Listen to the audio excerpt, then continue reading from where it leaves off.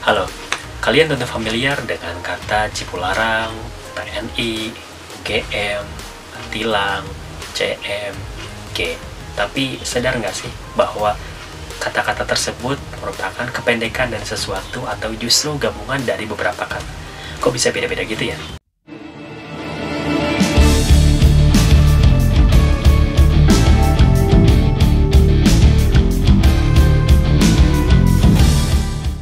Nah, di dalam bahasa Indonesia dikenal istilah abreviasi. Abreviasi adalah proses penghilangan beberapa bagian kata atau kombinasi kata yang menciptakan kata baru yang berstatus kependekan seperti yang sudah disampaikan tadi. Singkatnya, abreviasi adalah proses pemendekan sebuah kata, sementara hasil dari pemendekan sebuah kata itu disebut sebagai kependekan. Di dalam bahasa Indonesia terdapat 5 bentuk kependekan. Pertama, singkatan. Singkatan merupakan proses pemendekan huruf atau gabungan beberapa huruf yang cara membacanya dengan mengeja huruf tersebut satu demi satu. Contohnya TNI, DPR, KKN, dan lain-lain. Kedua, penggalan. Penggalan merupakan proses pemendekan kata dengan mempertahankan salah satu bagian dari kata. Contohnya prof dari kata profesor, kemudian dok dari kata doktor atau dokter, kemudian kata pak dari kata bapak atau bu dari kata ibu. 3. Akronim. Akronim adalah proses pemendekan kata dengan menggabungkan beberapa suku kata sehingga menciptakan sebuah kata baru. Contohnya Cipularang yang terdiri dari kata Cileunyi, Purwakarta, Padalarang, atau rudal yang terdiri dari kata peluru, kendali, atau juga bansos yang berarti bantuan sosial. Keempat, ada kontraksi. Kontraksi adalah proses pemendekan kata dengan meringkas kata dasar atau gabungan kata. Contohnya kata tak yang berasal dari kata tidak, atau kata takkan yang berasal dari kata tidak akan. 5. Lambang huruf. Lambang huruf merupakan proses pemendekan yang menghasilkan satu atau beberapa huruf yang menunjukkan konsep dasar kuantitas tertentu atau sebuah unsur. Misalnya CM yang berarti cm, atau G yang berarti gram, atau A yang berarti aurum. Lalu, bagaimana dengan Universitas Pendidikan Indonesia? Apakah dibaca UPI atau UPI? Silahkan komentar di bawah ya.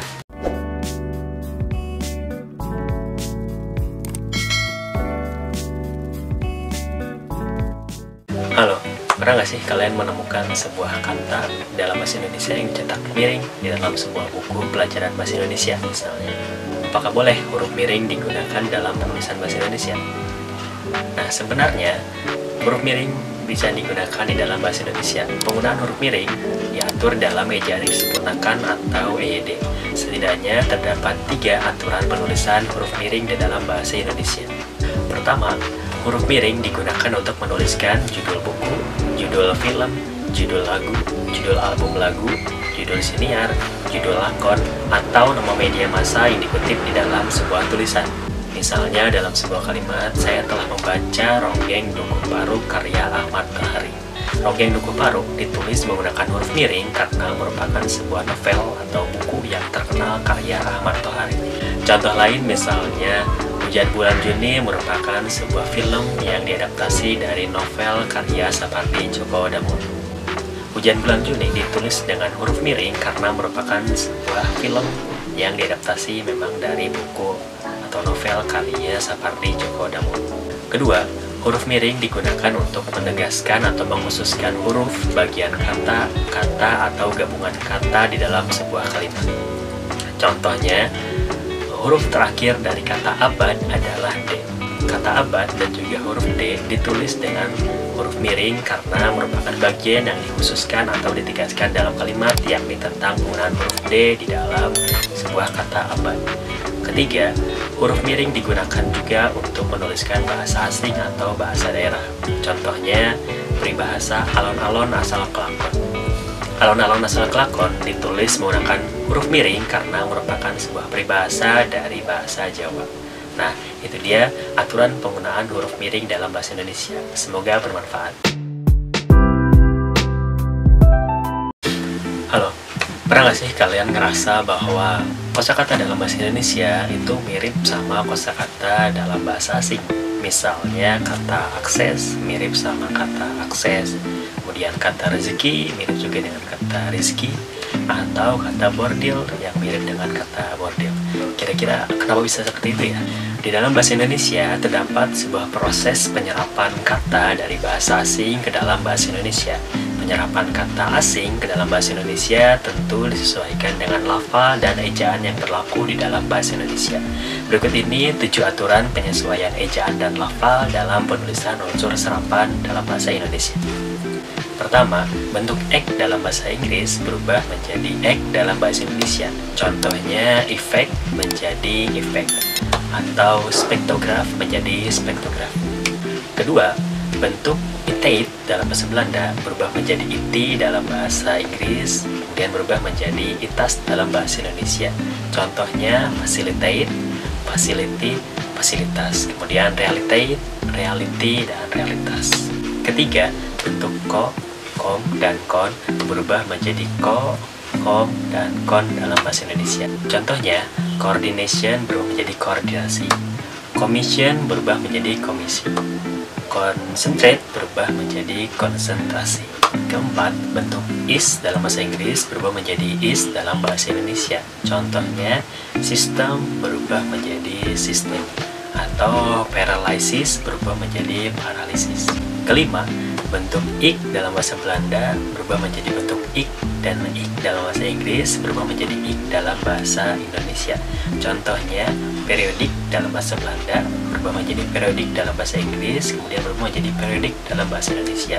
Contoh lain misalnya, numerik dalam bahasa Belanda berubah menjadi numerik dalam bahasa Inggris, kemudian berubah menjadi numerik dalam bahasa Indonesia.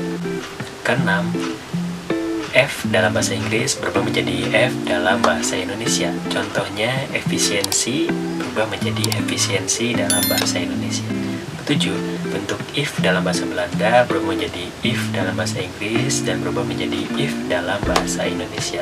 Contohnya, demonstratif dalam bahasa Belanda berubah menjadi demonstratif dalam bahasa Inggris dan demonstratif dalam bahasa Indonesia. Nah, itu dia 7 aturan penyesuaian ejaan dalam penulisan unsur serapan dalam bahasa Indonesia. Kira-kira kata-kata apa lagi ya yang berasal dari bahasa asing kemudian diserap ke dalam bahasa Indonesia? Tulis di komentar di bawah ya. Semoga bermanfaat. Terima kasih. Halo, dalam kehidupan sehari-hari kita pasti pernah atau sering melihat sebuah jembatan kan. Nah, jembatan itu kan biasanya menghubungkan dua tempat yang berbeda. Misalnya menghubungkan dua kabupaten yang berbeda, dua kecamatan yang berbeda, dua desa yang berbeda, atau bahkan dua kampung yang berbeda. Tapi inti dari sebuah jembatan itu fungsinya adalah menghubungkan dua tempat yang berbeda. Nah, dalam bahasa Indonesia terdapat sebuah konsep yang hampir mirip dengan jembatan yang fungsinya untuk menghubungkan dua tempat yang berbeda. Namanya adalah konjungsi. Dalam bahasa Indonesia, konjungsi berarti kata penghubung yang berfungsi untuk menghubungkan kata dengan kata, frasa dengan frasa, kalimat dengan kalimat, atau bahkan paragraf dengan paragraf. Nah, jenis konjungsi ini ada dua macam. Yang pertama, konjungsi intrakalimat, dan yang kedua adalah konjungsi antar kalimat. Konjungsi intrakalimat merupakan kata penghubung yang berfungsi untuk menghubungkan kata dengan kata, frasa dengan frasa, atau klausa dengan klausa. Sesuai dengan namanya, intra yang berarti di dalam, konjungsi intrakalimat harus berada di dalam kalimat atau di tengah-tengah kalimat.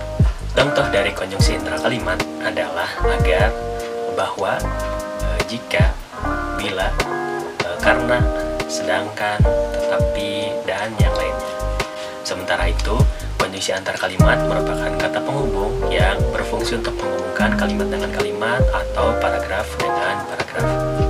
Konjungsi antar kalimat letaknya selalu berada di depan atau di awal sebuah kalimat karena dia menghubungkan antara satu kalimat dengan kalimat yang lain.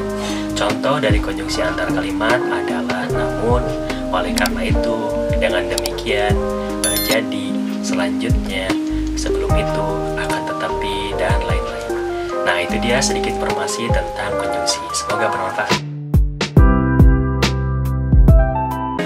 Halo, pernah nggak sih kalian menemukan sebuah angka atau bilangan yang ditulis ada yang menggunakan huruf, ada yang menggunakan angka? Nah, kira-kira seperti apa sih aturan penulisannya? Nah, dalam bahasa Indonesia setidaknya ada 4 cara penulisan angka dan bilangan. Pertama, angka atau bilangan yang dapat dinyatakan dengan satu kata ditulis menggunakan huruf kecuali dalam perincian. Jadi misalnya angka 1, 2, 3, 4, 5, 6, 7, 8, 9, 10, 100, juga 1000 itu dapat ditulis menggunakan huruf karena bisa dinyatakan dalam satu kata, kecuali dalam perincian. Misalnya di dalam kalimat paman membawa 5 tomat. Angka 5 dalam kalimat tersebut ditulis menggunakan huruf karena angka 5 dapat dinyatakan dengan satu kata. Akan tetapi, berbeda halnya dengan kalimat paman membawa 5 tomat, 3 terong, dan 2 bawang. Angka 5, angka 3, dan angka 2 ditulis menggunakan angka karena merupakan perincian dari sayuran yang dibawa oleh paman. Kedua, angka atau bilangan yang dinyatakan dengan 2 kata atau lebih ditulis menggunakan angka. Contohnya, nomor antrean di bank itu telah mencapai nomor 25. Angka 25 ditulis menggunakan angka karena terdiri dari 3 kata, yakni 2, 10, dan juga 5. Ketiga, angka atau bilangan yang dinyatakan dengan 2 kata atau lebih apabila terdapat di awal kalimat harus didahului oleh kata sebanyak, sejumlah, sebesar, atau diubah susunan kalimatnya. Misalnya dalam kalimat 25 naskah kuno tersimpan di museum itu. Nah, penulisan tersebut kurang tepat karena 25 sebagai angka tidak boleh terletak di awal sebuah kalimat. Maka harus ditambahkan dengan kata sebanyak, sejumlah, sebesar, atau diubah susunan kalimatnya. Maka kalimat yang benar adalah sebanyak 25 naskah kuno tersimpan di museum itu. Keempat, angka atau bilangan yang menunjukkan bilangan besar sebagian dapat ditulis menggunakan huruf supaya lebih mudah dibaca. Sebagai contoh, penulisan 500.000 salah dan 500.000 ini benar. Nah, itu dia aturan penulisan angka dan bilangan dalam bahasa Indonesia. Semoga bermanfaat.